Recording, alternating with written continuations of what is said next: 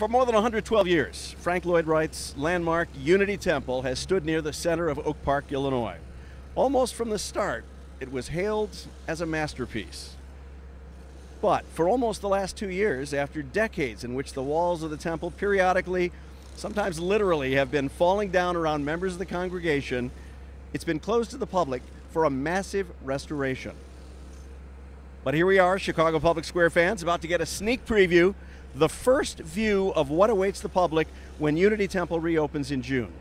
I'm Charlie Meyerson, full disclosure, a member of the congregation, never hit by any of that falling debris, along with Frank Pond behind the camera, a 35-year volunteer with the Frank Lloyd Wright Trust, including time on the board and a tour guide here at Unity Temple when it's open. And our tour guide is architect Gunny Harboe, who has almost 30 years of experience, much of it with landmark or landmark-worthy buildings. He's one of Chicago Magazine's former Chicagoans of the Year and a board member of the Frank Lloyd Wright Building Conservancy. He's also lead architect of this Unity Temple restoration project. Thank you for your time, Gunny. Thanks for having me, Charlie. So what do we have here? So, as you mentioned, Unity Temple was built in 1908, and we're trying to give it another 100+ years. It's had a lot of things done to it in the past, including in the 1970s a major renovation that included restoration of the exterior, where they applied shotcrete, or gunite as it's known, to the whole surface of the outside, with the exception of the columns. Those columns up there are the original decorative columns that were not touched in that 70s restoration. So subsequent to that, over decades, there's been a lot of further deterioration, and so this part of this major restoration is to return the outside back to its wholeness. And in doing that, we've had to remove some large areas of failing concrete and some cracks and things like that. And so one of the big challenges on the project has been to match the 1970s shotcrete with new shotcrete. And one of an interesting sidebar story of this whole restoration is that actually the guys that are doing this project are the sons of the guy that did it in the 70s. So that's kind of a fun part of the story.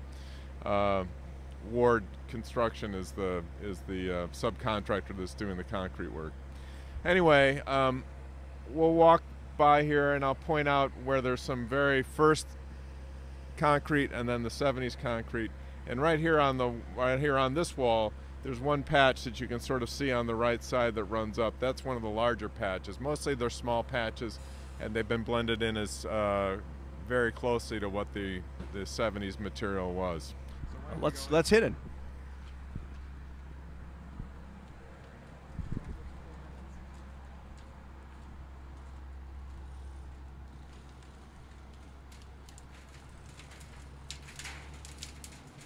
Walk in the plank.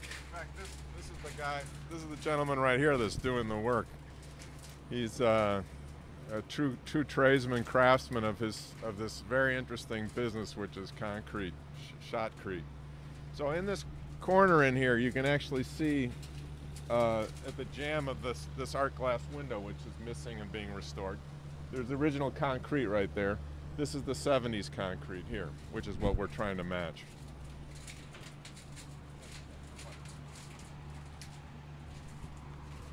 Lots of dust. I'm glad I didn't wear my good gym shoes today.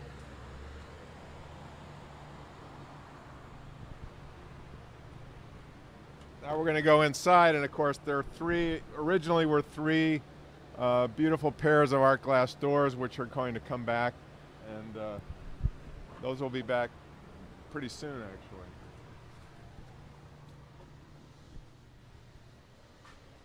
How you doing? So now we're in the foyer, and one of the things about this building is typical of Wright is that he forces you on this path of discovery, and you're making lots of turns this way, that way, 90-degree turns.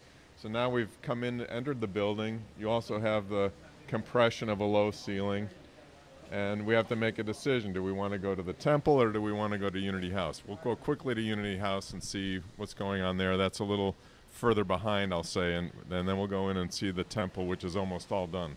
All right, this is sort of the social space of the congregation, of the church, where they have meals and Social gatherings. As you can see, this is actually a 2-story space, and it's all filled with scaffolding because they're still working on the ceiling of this space. If you want to try to climb the stair. Sure, let's try to climb the stair. I'll follow the cameraman this time. Thank you, Frank.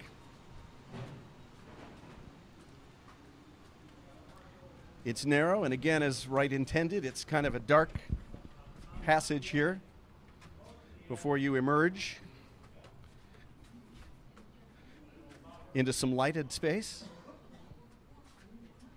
So this is one of the classrooms. This is one of the classroom spaces, and where they're standing out there now is the scaffolding we just saw, which is, of course, in the air where they are. They are starting to apply the wood trim to the plaster. This gentleman here is doing painting. He's a true craftsman. He's the one who's applying all these beautiful, very transparent paints that go on this textured plaster to recapture the original beauty of the building. And that's one of the biggest part of the restorations, has been to recreate these surfaces in a way that they were when the building was originally finished in 1908. Subsequent to that, they had many, many coats of latex paint that were put over and over and over them, and this means that we'll be able now to really experience the building as it was intended to be by Wright in 1908. You can see he's applying the paint with a roller, and then they rub it off so that the paint actually settles in the valleys, if you will, of the textured surface of the plaster.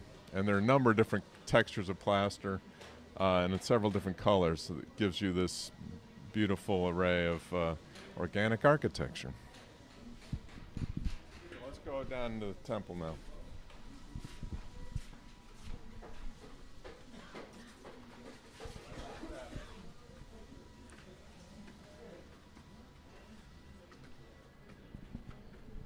The bravest man here is cameraman Frank Pond, who's keeping his eye on the camera and trying not to, and so far successfully not tripping over the long cable connecting the microphone to our camera. Hold on. This gentleman here is actually stripping the paint off of this concrete steps, and this was the paint that we believe was added by Ogilvy Wright in a previous restoration. You see it has that red color to it, and she was a big fan of that. So they came in here also. That was in that I don't know if it was in the 60s or 70s, but anyway, they completely renovated the building, painted all the walls white, and they painted all the floors red. So we're removing that. Fixing the mistakes of the past.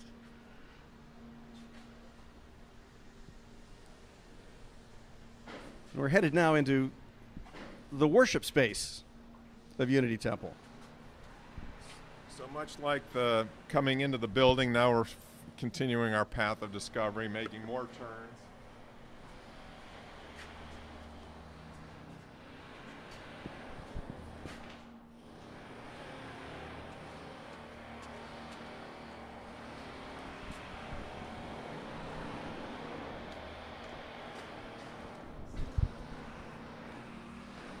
Traffic signals needed at this stairway. And this is the grand space. And now we're in the sanctuary, yeah. So this is almost done now, and you can begin to see they have the scaffolding up because they're placing the art glass ley lights below the skylight.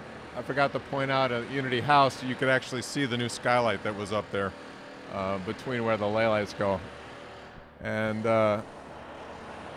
they're still doing some removal of concrete, which is the blasting that the jackhammers that you hear. So in this space, you really get a sense of the soft wash of color that covers all of this textured plaster, and basically gives you the sense that you're in a glade in the woods, and the dappled light that comes down through the skylights and through the high wall, clear story windows, and cascades down into the space of the sanctuary. And this is where all the pews are, where all the congregants stand or sit, and worship. So this is the main event in here. Well, let's head back out and find out where this whole project sits as we talk to one of the major architects of the protocol here.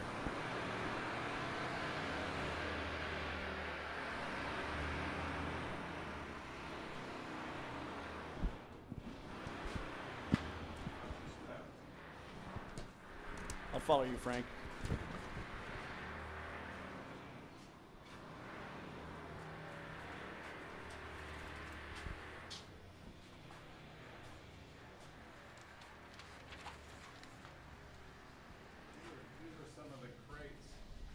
These are some of the crates that contain all the art glass that's now beginning to come back into the building to be reinstalled. That was all carefully removed, cataloged, crated, sent to California where it's been under restoration for the past year or so. And now it's coming back and getting ready for reinstallation. All right. Back out this way? Yeah. I kind of like these doors.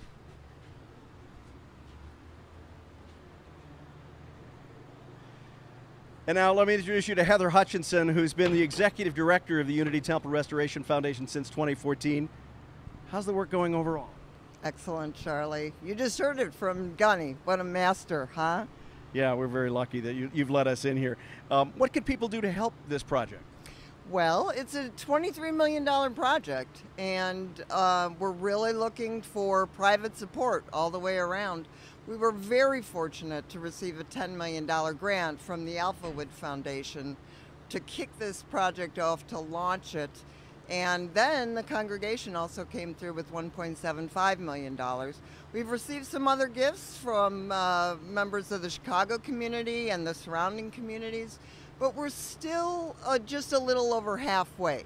And we really need, at this point, for everybody to try and look into their hearts and look into how much they appreciate the preservation world and be as generous as they can. So what can regular people who don't have their own brand new website at chicagopublicsquare.com do to get in to look at this renovated landmark? Well, tours are going to begin in July. We're going to celebrate the rededication of the building the weekend of June 17th. That's on Saturday. And we do have a fabulous website ourselves. It's www.utrf.org.